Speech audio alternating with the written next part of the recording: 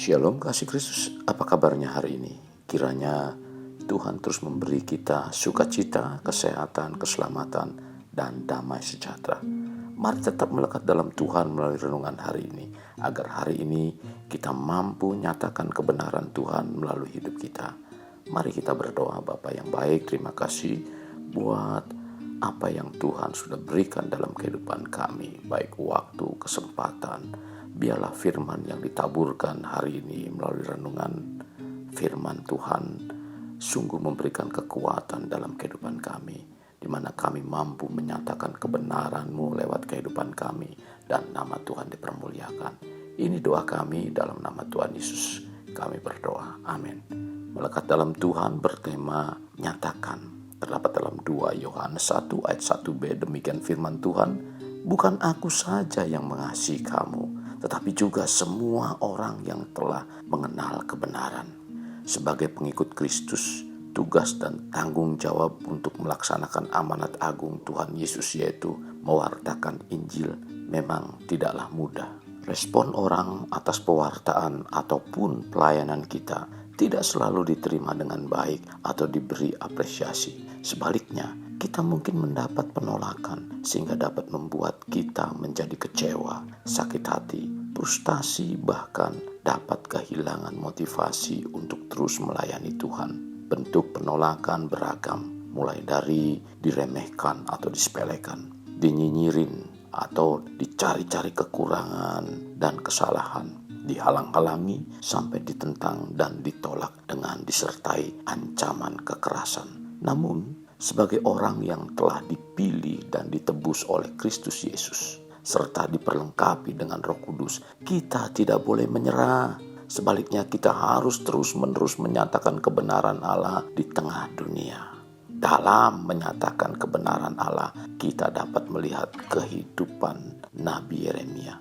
Ia adalah pelayan Tuhan yang setia untuk menyatakan kebenaran Allah. Hidupnya sama sekali tidak mudah, penuh pergumulan dan kejutan. Tetapi di tengah kekelamannya, Tuhan berkarya. Yeremia 20 ayat 7-8. Yeremia mengakui bahwa ia tidak kuasa menolak panggilan untuk menyuarakan kebenaran firman Tuhan yang begitu kuat dan tak terbantahkan. Sehingga ketika ia mendiamkan firman itu, seolah-olah hatinya mau terbakar. Tercatat dalam Yeremia 20 ayat 9. Setiap orang yang percaya kepada Kristus sebagai Tuhan dan Juru Selamat sesungguhnya dapat dikategorikan sebagai orang yang sudah tahu kebenaran, karena Kristus adalah kebenaran itu sendiri. Sebagaimana yang ia katakan, akulah jalan dan kebenaran dan hidup.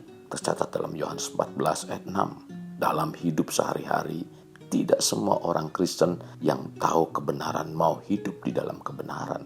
Orang beriman hidupnya harus menyatakan kebenaran. Dalam 1 Yohanes 2 ayat 4 mengatakan, barang siapa berkata, aku mengenal dia, tetapi ia tidak menuruti perintahnya, ia adalah seorang pendusta dan di dalamnya tidak ada kebenaran. Yang dimaksud dengan mengenal, bahasa Yunaninya adalah ginosko, yang artinya mengerti, mengetahui, yang menekankan pada sebuah pengalaman hidup.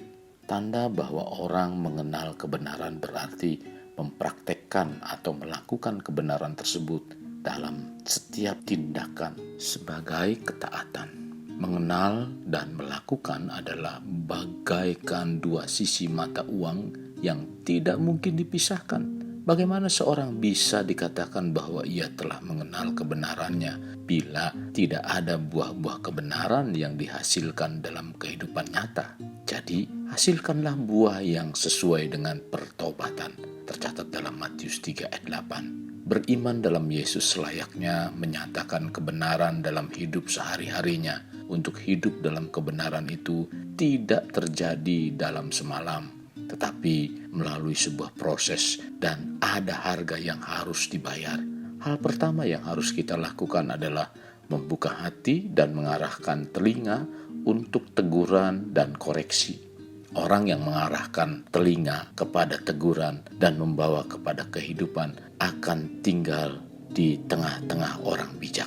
Tercatat dalam Amsal 15 ayat 31. Kita harus akui bahwa hidup kita ini tidak sempurna, tetapi kita sedang berjuang menuju kepada kehidupan yang semakin disempurnakan. Karena itu, izinkan Roh Kudus, yaitu Roh kebenaran, itu untuk membentuk dan memproses hidup kita. Tercatat dalam Yohanes 16 ayat 13. Tanda seorang telah mengenal kebenaran adalah ia akan berpikir 1000 kali jika hendak melakukan dosa atau pelanggaran. Karena ia tahu bahwa setiap ketidaktaatan akan mendapatkan balasan yang setimpal. Jikalau kamu tetap dalam firman-Ku, kamu benar-benar adalah murid-Ku, dan kamu akan mengetahui kebenaran, dan kebenaran itu akan memerdekakan kamu. Yohanes 8 ayat 31 sampai dengan 32. Kekasih Kristus, bila kita rindu banyak orang dimerdekakan dari budak dosa, janganlah kita berhenti untuk menyatakan kebenaran. Mari kita nyatakan terus melalui hidup kita sampai Tuhan datang. Kasih Kristus, jadikan hidup kita untuk lebih bermakna. Membangun pribadi bermakna dimulai dari pribadi kita. Kita berdoa. Bapa, terima kasih buat hari ini, di mana firman-Mu kembali mengingatkan kami agar kami tetap di dalam kebenaran firman-Mu. Sehingga lewat kebenaran firman-Mu hidup kami semakin nyata, Tuhan. Sekalipun kami mendapat tekanan yang begitu berat, masalah, kesusahan, apapun yang mengancam dalam kehidupan kami tetap kuat di dalam kebenaran firman-Mu, Tuhan. Tuhan, itulah yang membuat kehidupan kami menjadi satu termostat yang memberi pengaruh yang baik kepada orang-orang yang ada di sekitar kami. Sekalipun kami ditekan, namun kami tidak melakukan pembalasan.